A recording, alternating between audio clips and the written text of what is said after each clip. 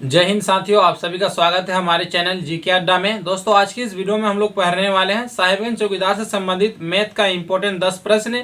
तो चलिए दोस्तों, आज की क्लास को हम लोग शुरू करते हैं। अगर आपको वीडियो पसंद आए, वीडियो को लाइक कर दीजिएगा और चैनल को जरूर सब्सक्राइब कर लेना है। तो चलिए शुरू करते हैं हम लोग आज का क्लास। आज का पहला सवाल है आपका, एक ट्रेन की चाल 54 किलोमीटर प्रति घंटा है, तो 405 मीटर दूरी तय करने में कितना समय लगेगा। यहाँ पे आपका चाल दिया गया, आपका चाल कितना है आपका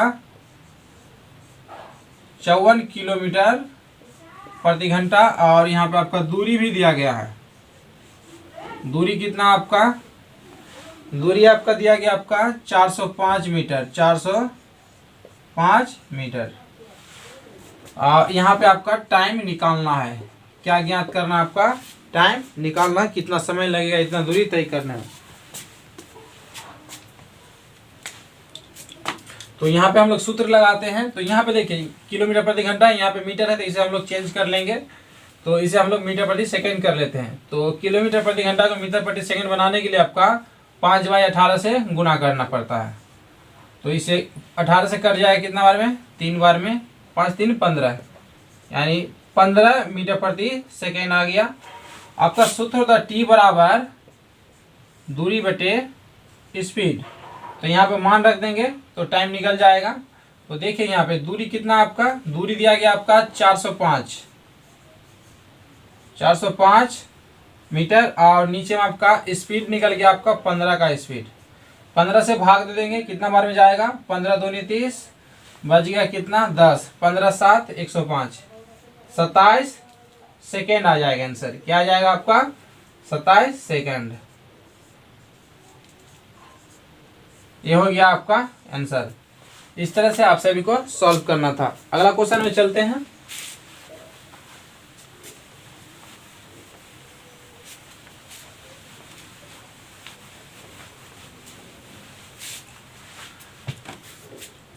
दूसरा सवाल है आपका, एक समबाहु त्रिभुज का परिमाप 24√3 है, तो त्रिभुज का क्षेत्रफल क्या होगा। यहाँ पे आपका परिमाप दिया गया है कितना 24√3, और पूछा गया यहाँ पे समबाहु त्रिभुज का क्षेत्रफल क्या होगा। तो सबसे पहले हमें भुजा ज्ञात करना पड़ेगा। तो भुजा बराबर सूत्र क्या होता है, तो ये आपका कौन सी का परिमाप है, समबाहु त्रिभुज का। तो इसका परिमाप बराबर सूत्र क्या हो जाएगा, समबाहु त्रिभुज का परिमाप हो जाएगा आपका तीनों भुजा का योग, यानी 3a हो जाएगा, बराबर दिया गया आपका 24√3। 3 से काट देंगे, 8 बार में कट जाएगा। a का मान निकल गया आपका 8√3। ठीक है, अब हमें क्षेत्रफल ज्ञात करना है। तो आपका समबाहु त्रिभुज का क्या हो जाएगा, त्रिभुज का क्षेत्रफल बराबर आपका सूत्र होता है आपका √3/4 a²। ये आपका फॉर्मूला है, इसमें हम लोग मान रख देंगे। ठीक है, तो √3/4 हो गया आपका, और a का मान निकला था आपका 8√3, इसका स्क्वायर करना है।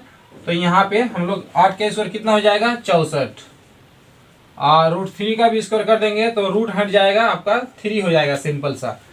यहाँ में देखिए 4 से कट जाएगा कितना बार में, 16 बार में, 16 3 48, कितना हो जाएगा 48√3। ये हो जाएगा आपका आंसर। इस तरह से आप सभी को सॉल्व करना था। ठीक है, इसका स्क्वायर कर दिए यहाँ पे। अगला क्वेश्चन की ओर चलते हैं। इसी तरह के प्रश्न आपके एग्जाम में पूछे जाएंगे, इससे और हार्ड नहीं आएगा। ठीक है, इससे इजी ही सवाल आपके आएंगे। जैसे यहाँ पे मैं आपका जितने भी प्रश्न है, आपका 2 स्टेप 3 स्टेप वाले प्रश्न है, सीधा एक ही स्टेप वाला रहेगा। जैसे मान लीजिए आपका समबाहु त्रिभुज का आपका भुजा दे दिया और पूछा क्षेत्रफल क्या होगा, इस तरह से भी पूछा जा सकता है। अगला क्वेश्चन में चलते हैं। एक वृत्त की व्यास 14 सेमी है, तो अर्धवृत्त का क्षेत्रफल क्या होगा। एक वृत्त का व्यास दिया गया है, व्यास को हम लोग किससे संकेत करते हैं, d से, बराबर दिया गया कितना 14 सेंटीमीटर।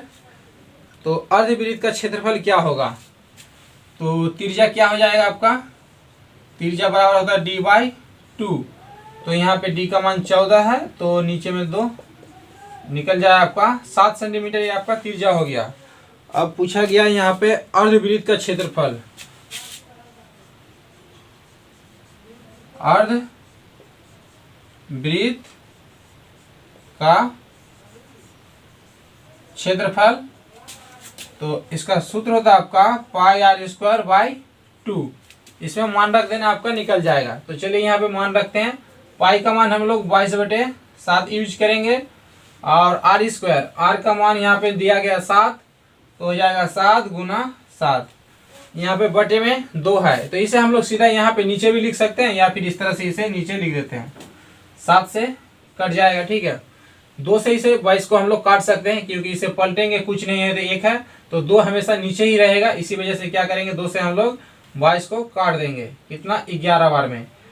तो यहाँ पे बच गया 11 और 7। 11 को 7 से गुना करेंगे तो आपका निकल जाएगा 77 सेंटीमीटर स्क्वायर। ये हो गया आपका आंसर। ये हो गया आपका अर्धवृत्त का क्षेत्रफल।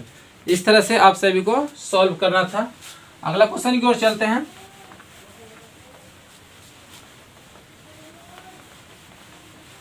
मैं जितना भी सूत्र बताऊंगा ना, सभी को आप सभी को लिख लेना है एक ही जगह में, और सभी को अच्छी तरह से याद कर लेना है।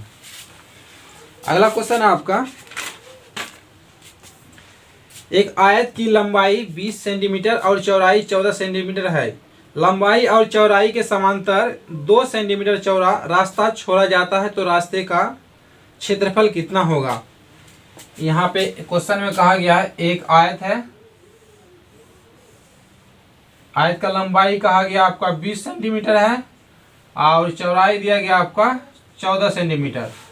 और क्वेश्चन में कहा गया है कि लंबाई और चौड़ाई के समांतर 2 सेंटीमीटर चौड़ा रास्ता छोड़ा जाता है। ये हो गया एक लंबाई के समांतर, और एक चौड़ाई है ये वाला आपका इसी के समांतर में 2 सेंटीमीटर रास्ता, ये है ना, इसका चौड़ाई जो है आपका रास्ते का 2 सेंटीमीटर है। ये रास्ता छोड़ा जाता है, तो पूछा गया रास्ते का क्षेत्रफल क्या होगा। तो यहाँ पे देखिए, ये वाला जो है ना 2 सेंटीमीटर है, यहाँ से जो रास्ते का चौड़ाई है, ठीक है। तो हम लोग को रास्ते का क्षेत्रफल निकालना है। तो आप लोग जानते होंगे, कोई भी चीज़ आयतकार रहेगा तो उसका आयत का क्षेत्रफल लंबाई गुना चौड़ाई होता है। तो हम लोग ज्ञात कर लेते हैं। यहाँ में देखिए, ये वाला लंबाई वाला रास्ता ज्ञात कर लेते हैं पहले। तो यहाँ पे देखिए, रास्ते का क्षेत्रफल बराबर लिखेंगे रास्ते का क्षेत्रफल। तो हम लोग क्या करेंगे, ये देखो यहाँ से यहाँ तक ये वाला पहले ज्ञात कर लेते हैं। कितना हो जाएगा, लंबाई कितना है आपका, देखो लंबाई यहाँ से यहाँ तक ये वाला 20 है, तो ये भी आपका 20 होगा, तो 20 हो जाएगा। यहाँ पे लिखते नीचे 20, और चौड़ाई रास्ते का कितना है, 2 सेंटीमीटर है, तो चौड़ाई हो जाएगा आपका 2, प्लस ये वाला रास्ता हो गया मेरा क्षेत्रफल 20 दूना 40 आ जाएगा। अब देखो चौड़ाई के समांतर वाला ये वाला रास्ता का क्षेत्रफल, तो यहाँ पे लंबाई इसका कितना हो जाएगा, यहाँ से तक ये वाला 14, यहाँ से यहाँ, तो यहाँ से यहाँ तक भी 14 रहेगा। 14 गुना 2 28। तो यहाँ में देखिए, ये हो गया आपका रास्ते का क्षेत्रफल। लेकिन यहाँ पे एक चीज ध्यान देने वाली बात है, ये वाला जो एरिया है ना आपका बीच वाला, इतना सा जो एरिया है आपका, इसे हम लोग 2 बार काउंट कर लिए।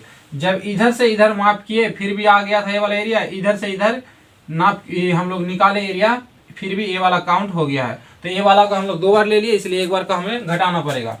तो इसका लंबाई कितना, यहाँ से यहाँ तक 2 है, चौड़ाई भी 2 है, तो 2 गुना 2 यानी 4, यानी एक बार का जो इसका क्षेत्रफल है 4 सेंटीमीटर स्क्वायर है, उससे हम लोग घटा देंगे, क्योंकि ये वाला जो बीच का पोर्शन है इसे हम लोग 2 बार काउंट कर लिए हैं।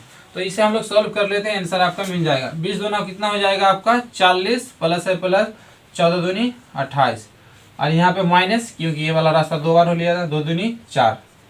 तो आपका आंसर निकल कर आ जाएगा कितना, 40 और 28 हो जाएगा 68, 68 में 4 गया 64, 64 सेंटीमीटर स्क्वायर। ये हो जाएगा आपका आंसर। इस तरह से आप सभी को सॉल्व करना था, इजी सवाल था, ठीक है। सिर्फ थोड़ा सा समझना था क्वेश्चन को। अगर मैथ के सवाल आते हैं तो इससे बाहर नहीं जाएगा, सारा प्रश्न इसी से आएगा। अगला सवाल देखते हैं, 5 आम का कीमत 3 रुपया है, तो 4 दर्जन आम का कीमत कितना होगा। कहा गया है आपका 5 आम का मूल्य दिया गया आपका ₹3।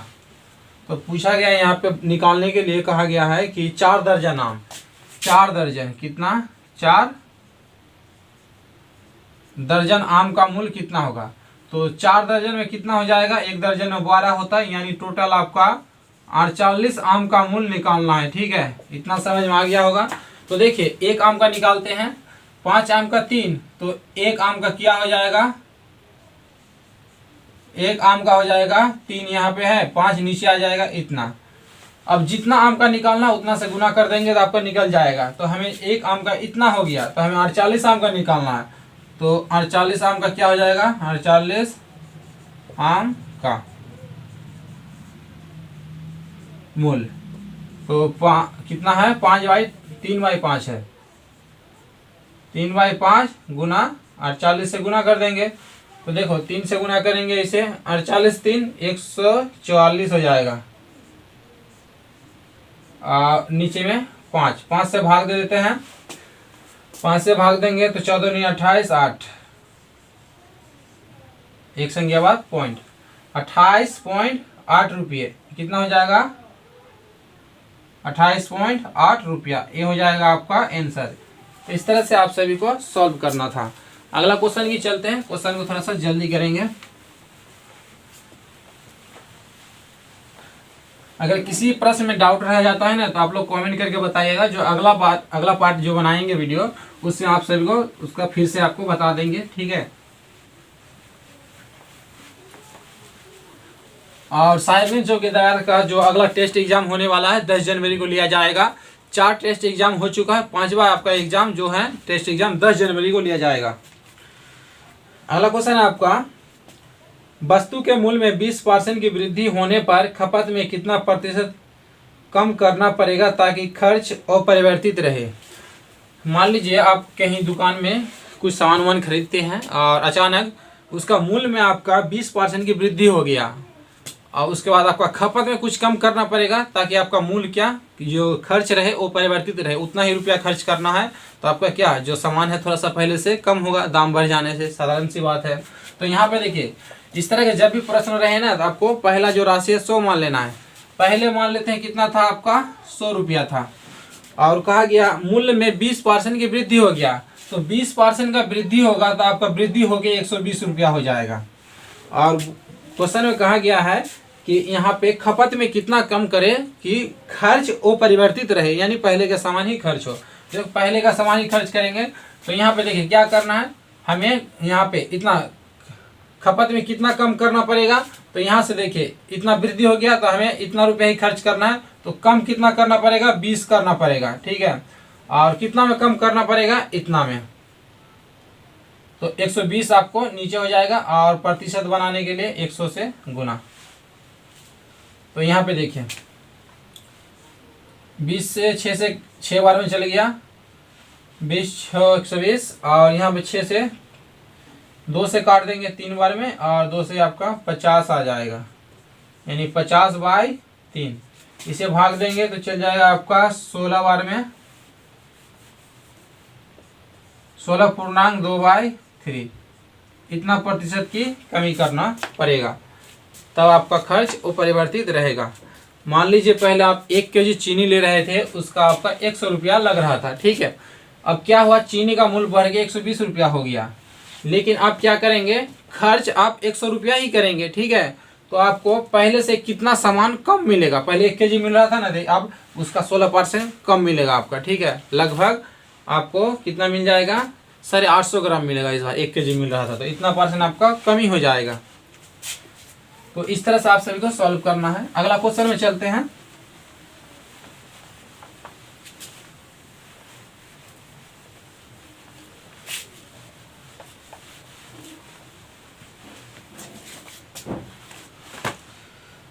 अगला क्वेश्चन आपका रीजनिंग का है, रिक्त स्थान को भरे, यानी रिक्त स्थान में क्या होगा आपको बताना है।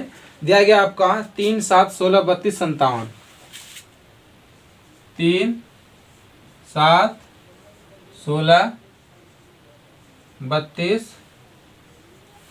उसके बाद 57, और यहाँ पे आपका क्या आएगा आपको बताना है। ठीक है, तो चलिए इसे हम लोग सॉल्व करते हैं। इस तरह का जब भी प्रश्न हो तो इसका ना एक रामबाण तरीका आपको आंसर आना ही पड़ेगा। आपको गैप डिफाइन करना है, ठीक है। यहाँ पे एक स्टेप में नहीं निकलेगा कुछ पेयर तो दूसरा बार आपको गैप निकालना है, दूसरा बार में नहीं निकलेगा तो तीसरा बार में आपका 100% निकलेगा ही, ठीक है। तो चलिए यहाँ पे हम लोग देखते हैं कुछ तरीका। कितना वृद्धि हुआ आपका, 4 का वृद्धि हुआ है। यहाँ में देखिए 16 से 7 से 16 हो गया, यहाँ पे 9 प्लस हो गया, यहाँ में 16 से 32 हो गया, 16 वृद्धि हुआ। यहाँ पे देखिए आपका कितना आ जाएगा, 32 से 57 यानी 25 हो गया। अब यहाँ पे देखिए, यहाँ पे जो है 4 है, 9 है, 16 है, 25 है। यहाँ में जितना संख्या आया है 2 का स्क्वायर, 3 का स्क्वायर, 4 का स्क्वायर, 5 का स्क्वायर, यानी यहाँ पे आपका इस बार 6 का स्क्वायर ऐड हो जाएगा। 6 का स्क्वायर 36 आपको जोड़ देना है। अगर इस तरह करके यहाँ पे कुछ पेयर नहीं बनता तो हम लोग क्या करते हैं, दोबारा गैप इस तरह से फाइंड करते हैं। यहाँ पे इसमें कितना गैप है, 5 का, इसमें कितना गैप है, इस तरह करके हम लोग निकालते हैं। लेकिन हम लोग को एक ही बार में यहाँ पे दिखाई दे दिया कि नहीं पेयर मैच खा रहा है, इसी वजह से और हम लोग यहाँ पे गैप नहीं निकालेंगे। तो यहाँ पे सीधा 57 में 36 जोड़ना है तो कितना आ जाएगा, 57 प्लस 36, 3 आ गया और 8 1 9, आपका हो जाएगा आंसर 93। कितना आ जाएगा आपका 93, ये हो जाएगा आपका आंसर, ठीक है। इस तरह से बनाने का एक तरीका है आपका। इस तरह से बनाएंगे ना गैप निकाल के तो कोई भी प्रश्न रहे उसे बनना ही पड़ेगा। आपके पास इसका सवाल होगा ना तो आप उसे चेक करके देख सकते हैं घर में, ठीक है। अगला क्वेश्चन को आप लोग सॉल्व कीजिए।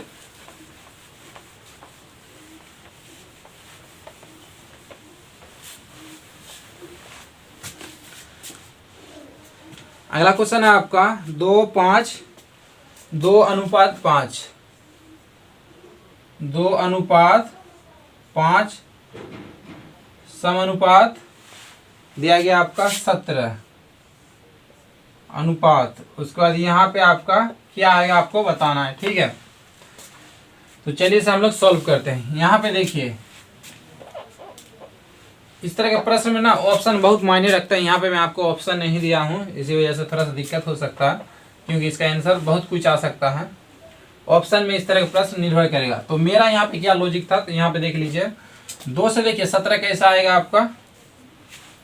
देखिए 2 का हम लोग क्या करेंगे, 2 के पावर में 4 करेंगे और प्लस ऑन करेंगे।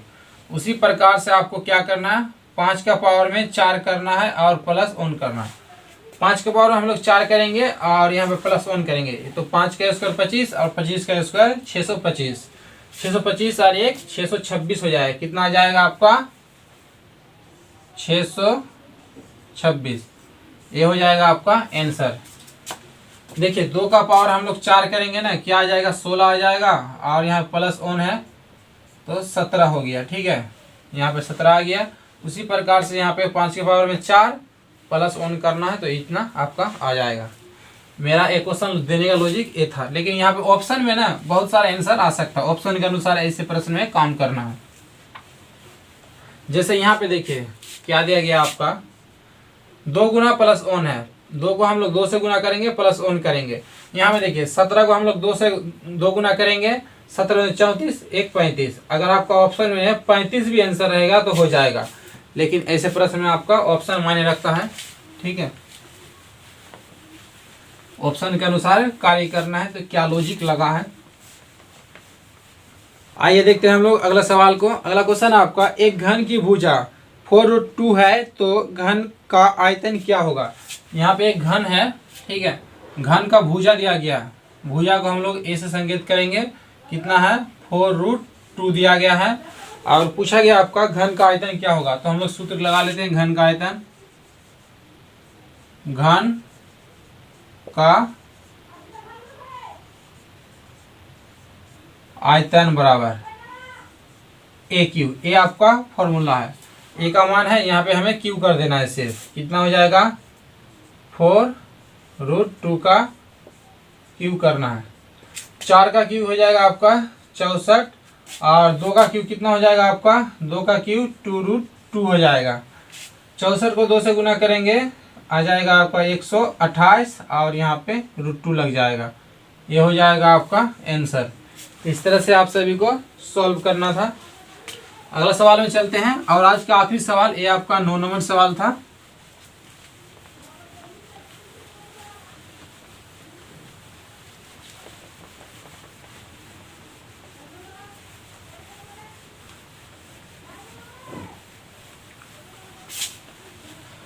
आइए हम लोग देखते हैं आज का आखिरी सवाल।